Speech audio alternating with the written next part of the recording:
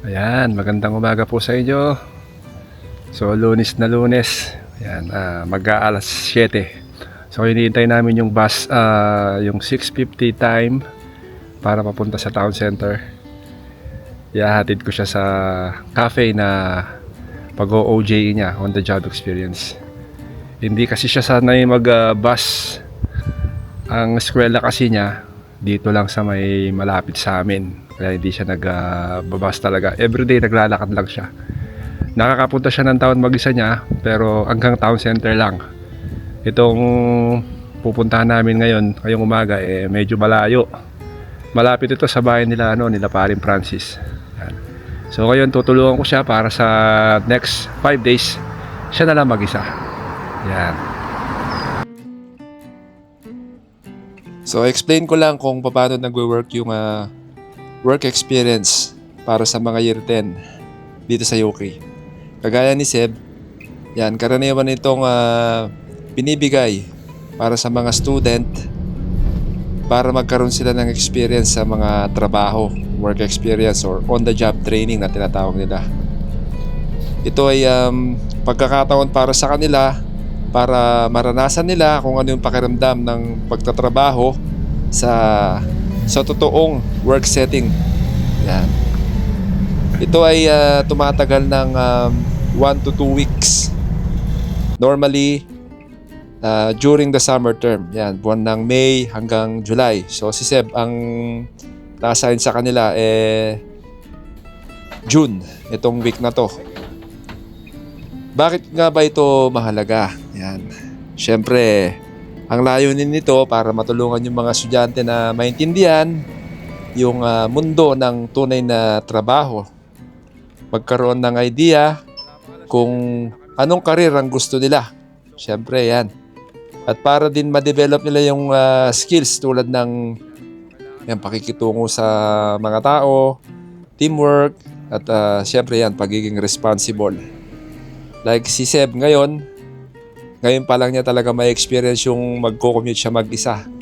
So hindi niya naranasan sa buhay niya, sa buong buhay niya. Naranasan niya minsan nung umuwi siya galing sa Bracknell na bigla kami nag-commute siya mag-isa. Pero kaya niya. Dito sa week na to, kung araw-araw niya gagawin yung pagko-commute na to, tsaka yung pagtatrabaho niya sa cafe, madidevelop yung kanyang yung pakikitungo sa ibang tao, tsaka magkakaroon siya ng self-confidence, mabibuild up ng mas maigi. Yan. Paano nga ba ito inaayos? Minsan ang paaralan mismo ang naghahanap ng placements. Pero madalas, hinihikayat ang mga estudyante na sila mismo ang maghanap ng kumpanya o yung mga business na kung saan sila pwedeng mag-training. I tried na kausapin yung boss ko dati sa Starbucks. Kaso lang, ang tinatanggap lang nila is ang age dapat ay 16. Kung gusto mag-work experience sa Starbucks. Si Seb ay 15 pa lang, so hindi pa pwede. At least tinry ko kasi gusto kong maranasan niya kung paano yung ginawa kong trabaho nung nagtatrabaho pa ako doon. Ano ba yung iba't ibang klaseng trabaho pwede nilang masubukan? Siyempre, depende yan sa interest ng estudyante. Pwede sa tindahan, sa mga supermarket, or like si Seb sa cafe, sa mga office, gagawa ng admin or marketing job, sa mga hospital, o sa mga healthcare, care homes, ganyan, pero non-clinical. Pwede rin sa mga eskwelahan, yan, tutulong sa mga teachers, or pwede rin sa construction or mechanics.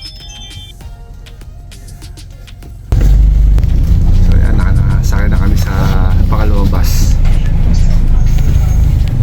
Dito kami sa taas ng pwesto. Yan. Kailangan pa rin nandun yung health and safety. So ang kumpanya ay kailangan magbigay ng ligtas or safe na lugar para magtrabaho. Siyempre, gagabayan nila yung mga estudyante, kailangan nilang bantayan. May insurance ang mga student para sa public safety. Yan. Pagkatapos ng training, minsan pinapasulat sila ng school ng mga student report o yung reflection na tinatawag tungkol sa kanilang work experience. May ilang kumpanya rin na nagbibigay ng feedback. Yan. So, yun. Ay, ang bilis lang ng araw. Habang ine-edit ko tong video na to, Thursday na. So, si Seb magmula nung Tuesday siya na mag-isa umuuwi at pumupunta ron. Natutuwa naman ako dahil okay naman. Kumbaga, walang nagiging problema. At saka ang feedback sa kanya, kasi yung manager, nagbe-message naman, okay naman daw siya. Although, hindi naman necessarily kailangan mine-message yung parents. Yung feedback sa kanya maganda naman. Kasi nung hinatid ko siya doon, dahil private business naman yung pinag-anuhan niya, pinag-OJE niya, binilin ko yung anak ko syempre na ganun nga, na sila nang bahala. So, sila naman yan, nagme-message naman.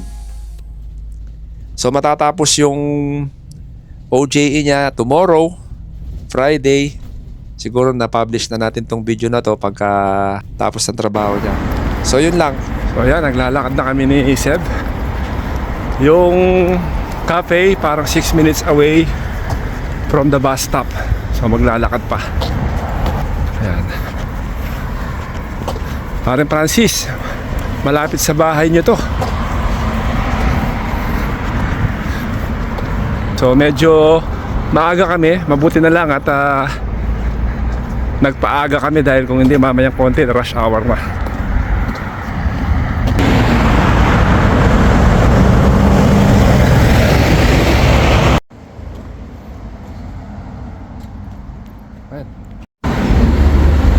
Yan, dito na siya. Yan pala yung cafe. So yan, napaaga kami. Sarado pa yung cafe. Pero siyempre yung mga ibang tatrabaho nandyan na, bukas na. So tinawag na yung manager nila. Ayan si Seb. Excited siya. Mas maaga kami rito kaysa sa nagra-rush siya kasi first day niya. Siyempre nakakahiya naman. At saka parang pag na-late siya, magbabayad yung agency na kausap nila sa cafe. Parang ganun yung arrangement nila.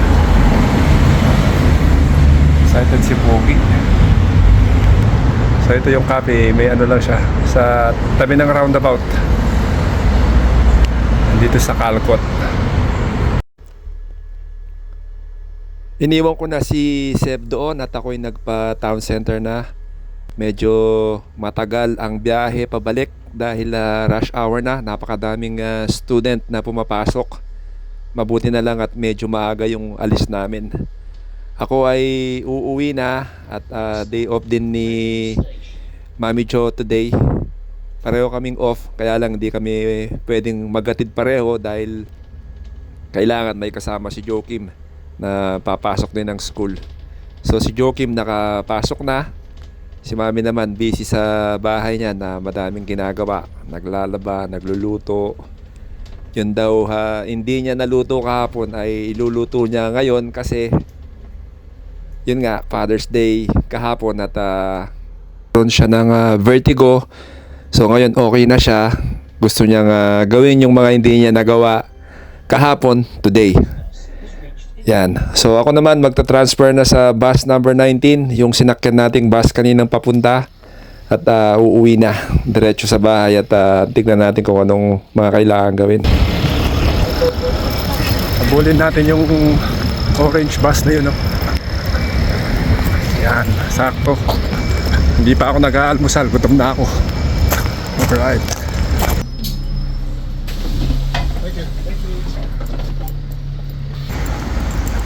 Yan, nakabalik na tayo. Dito na tayo sa street natin. Napakatagal ng biyahe. Ay, nako. So yan, lunchtime. Yan ang lunch namin ni Jo. Ito yung dapat na iluluto niya kahapon. Yan sa kanya. Lalagyan natin ng lemon juice. So time check. Mag-aalauna na. So si John naman ang susundo mamaya kay Seb sa Calcott. Yung bus na binili ko, yung bus in-ticket, siya yung gagamit mamaya. Kasi ako, dahil nga Monday ngayon, si Joakim naman may basketball sa opposite side ng town. Sa opposite side ng kung saan kami. So, idadrive ko si Joakim kasi ang ano niya, 4:30. Si Seb lalabas 3 o'clock. Kung hihintayin ko pa sila, mabibitin sigurado. So, maghihiwalay kami. So, ngayon, kakain na kami. Yan. So, yan. Kain na tayo. Tikman natin kung... Laki na lemon. Tama na. Pati sige na. Baka okay yun. Mahalat na to, no? Tikman muna natin yung ano. Hipon.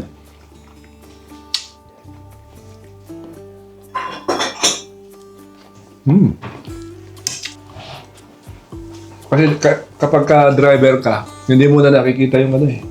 Yung reading na yung din-drive ko, hindi ko na nakikita yung paligid eh. Lagi na lang yung road ang nakikita ko eh. Pag nag-drive ka. Ngayon kaninang nasa sa taas ako ng bus. Tinitingnan ko lang yung mga bahay. Maganda rin talaga yung reading, no? Bandang Calcott, maganda rin eh. So anyway, kain na muna kami. Isang subo.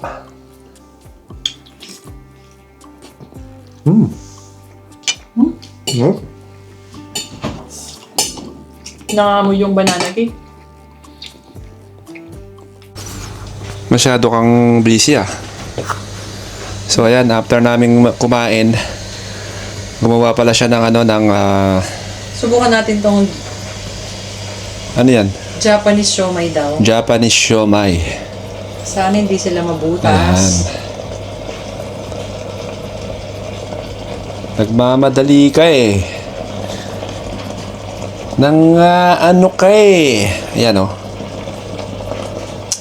Sobrang busy ng kitchen ni Jo. Open mo yung door kasi ma-moist. Ayan yung mga the rest. So galing yan sa freezer ng 1 hour, no? Oo, 1 hour. Ayan. Sabi kasi niya, Sayang yung natin. Yan. ganyan siya. Hinasa muna ni Joe yung knife para matalim. Para madaling ikat. Kasi wala kaming Japanese knife. So pwede na yan. Pwede na yan. Yan. Pagpunta natin ng Japan, bili tayo ng ano. Japan? Pupunta tayong Japan? Wow, sana. Wishful thinking. Sana nga, no? Pag umuwi tayo ng Pinas. Ano natin yan? One of our dream destination. Kasi mga bata, gustong-gusto ng Japanese food. May ano nga pala, may... Wait. Ang tawag dito? Yung... Japan, wala mo... Hindi, parang fair sa London. Ah, yung yung parang... Yung Japan Life. Ba't di tayo pumunta doon? Tingnan natin, July 18 to 20. Yan, good luck! Good luck, Siomai! Siomai yan ha, mukha lang walang rice yan. Ano yan, minced pork. Minced pork yan. While waiting for this, ayan, meron pang 1 minute yung oven natin. Malapit na rin matapos. Tingnan natin. Ayan yung banana cake, banana loaf bread. Kasi marami tayong Dahil yung saging namin, dahil mainit, madali siyang yung saging namin sobrang dami.